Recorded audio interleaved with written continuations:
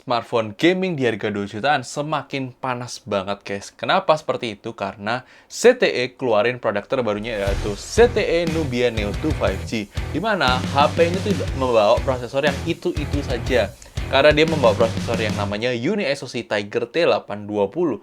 Ini adalah sebuah chipset yang powerful dan menarik banget buat kita bahas pada review kali ini. Khususnya di ZTE Nubia Neo 2 5G ini karena dia juga sudah membawa storage yang berbasis UFS 3.1 dan ini sebuah hal yang langka banget di kelas harga 2 jutaan.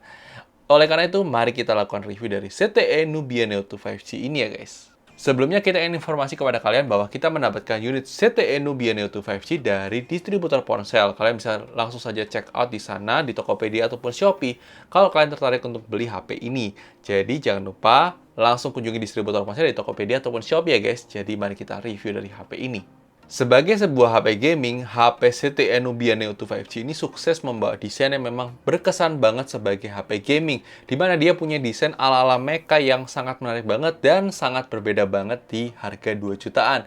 Menurut kita ini punya desain yang unik dan menarik banget untuk kalian beli.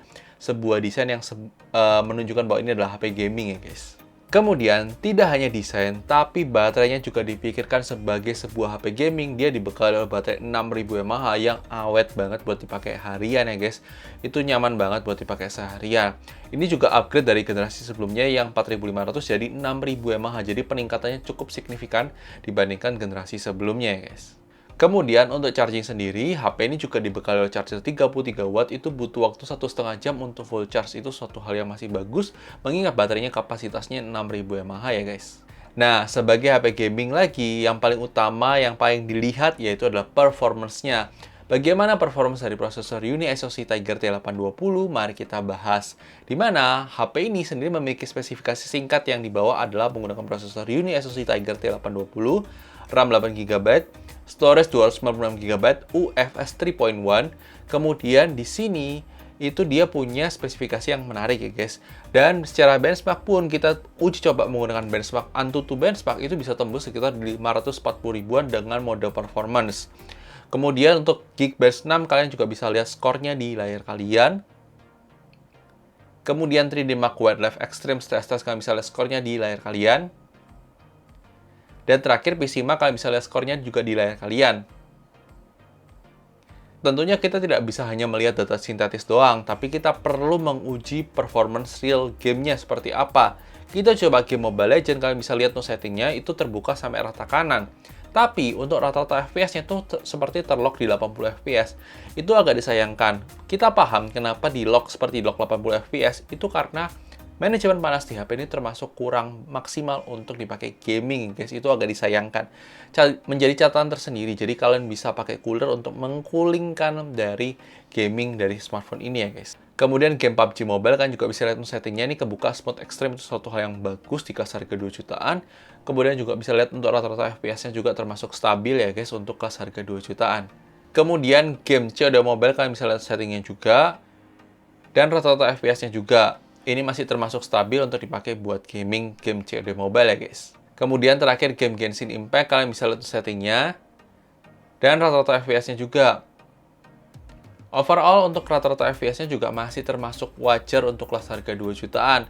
Memang nggak se-wow yang kita bayangkan, tapi termasuk wajar kok guys untuk kelas harga 2 jutaan. Seperti itu performance-nya. Dan yang memang akan menjadi catatan adalah dari sisi manajemen panasnya. Kita sudah mention tadi, manajemen panasnya memang kurang maksimal untuk bermain game. Jadi kalau saran saya, kalian harus pakai cooler kalau mau pakai HP ini buat gaming, guys. Selain itu, untuk menunjang performance, HP ini dibekali shoulder triggers yang digunakan untuk bermain game. Jujur, kita nggak terlalu sering pakai HP ini untuk bermain game, tapi selama kita coba, itu termasuk cukup menarik untuk kita pakai fitur ini di kelas harga 2 jutaan. Dan ini menjadi satu-satunya yang punya shoulder triggers di harga 2 jutaan. Nggak ada HP lain yang punya ini ya guys. Kemudian, sebagai HP gaming, tidak hanya performance kita bicara, tapi kita harus berbicara soal layarnya. HP ini dibekali layar IPS Full HD Plus 120Hz, bisa setel YouTube 4K 60, dan HDR juga bisa meskipun layarnya belum AMOLED ya guys. Dan itu masih oke. Cuma memang jadi catatan adalah dari sisi wideband-nya masih L3. Jadi kalian buat nonton Netflix maksimal di 540p. Tidak bisa di resolusi tertingginya. Agak disayangkan banget di harga segini belum wideband L1. Terus dia juga sudah bisa untuk touch samplingnya juga nyaman untuk dipakai buat gaming, juga aman-aman saja ya guys. Kemudian berbicara sektor speaker, kualitas dual speakernya termasuk cukup oke. Bassnya masih agak sedikit kurang kalau menurut kita di kelas harga 2 mendekati 3 juta. Terus kemudian suaranya masih cukup lantang. Kalian bisa dengarkan suara speakernya di video unboxing ya guys. Kemudian sektor yang mungkin akan menjadi pertimbangan tersendiri buat kalian ada dari sisi kameranya. Mungkin ini akan menjadi pro dan kontra buat sebagian orang. Kamera 50 megapikselnya dan kamera depan 16 megapiksel yang menurut kita memang masih kurang maksimal kalau dipakai buat perekaman video, khususnya untuk video tuh shaky-nya masih terasa. Kemudian untuk dalam low light juga masih berasa. Tapi kalau untuk foto masih oke guys. Tapi ya kembali lagi, ini adalah sebuah HP gaming yang biasanya sektor kameranya tidak terlalu diperhatikan. Dan kita perlu akuin itu, dan itu menjadi kekurangan buat sebagian orang di HP ini ya guys. Kalian bisa lihat juga untuk sampel foto, tadi kita juga bicara soal kamera, kita akan tampilkan juga untuk beberapa sampel foto sambil kita ngobrol seperti ini. Bisa dibilang dynamic range-nya juga masih belum stabil. Warnanya juga kadang-kadang masih nggak sesuai dengan realnya. Terus kemudian yang paling berasa sih videonya. Kalian bisa lihat untuk sampel videonya juga setelah ini ya guys. Oke guys, kali ini kita menguji coba kamera depan dari ZTE Nubia Neo 2 5G kalau kita gunakan buat perekaman video. Di sini bisa merekam 1080p 30 fps. Tapi gimana pokoknya? Apakah menarik atau tidak? Kalau kita bisa bilang untuk dynamic range sebenarnya masih termasuk ya cukupan kelas harganya.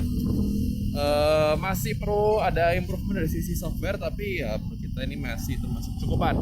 Kalau kalian tanya ada stabilisasinya, nggak ada ya guys. Jadi ya ini informasi tambahan buat kalian.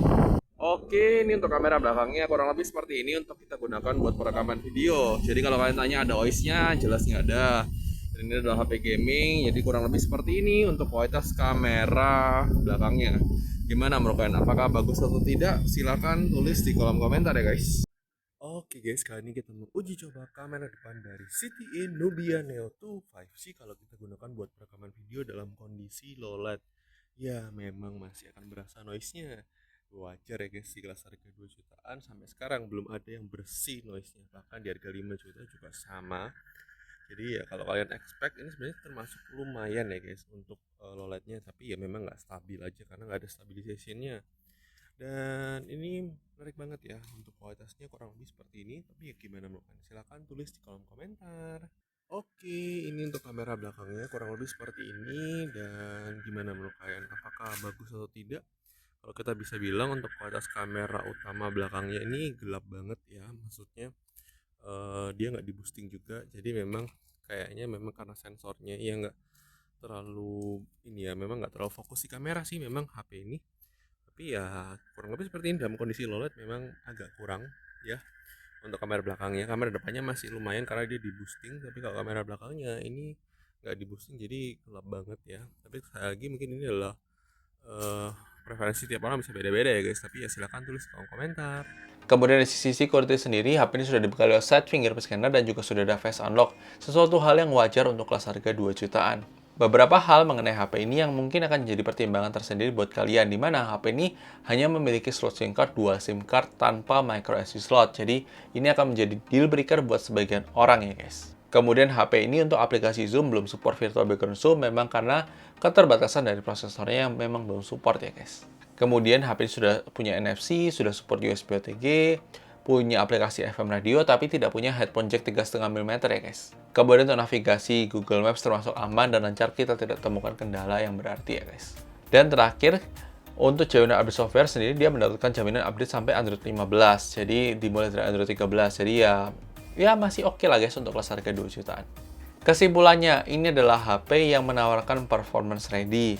Memang bukan HP yang all-rounder, jadi ini akan menjadi spesifik ketika kalian memang cari HP gaming di harga 2 jutaan. Ini adalah alternatif yang termasuk menarik.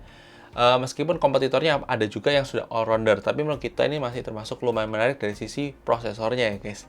Tapi sekali lagi ini ada pendapat dari Gadget, mungkin bisa berbeda pendapat kalian, tidak masalah. Silahkan tulis pendapat di komentar, dan jangan lupa like video yang kalian suka, dislike aja kalau suka, dan sampai ketemu di video selanjutnya guys. Oke guys, bye-bye!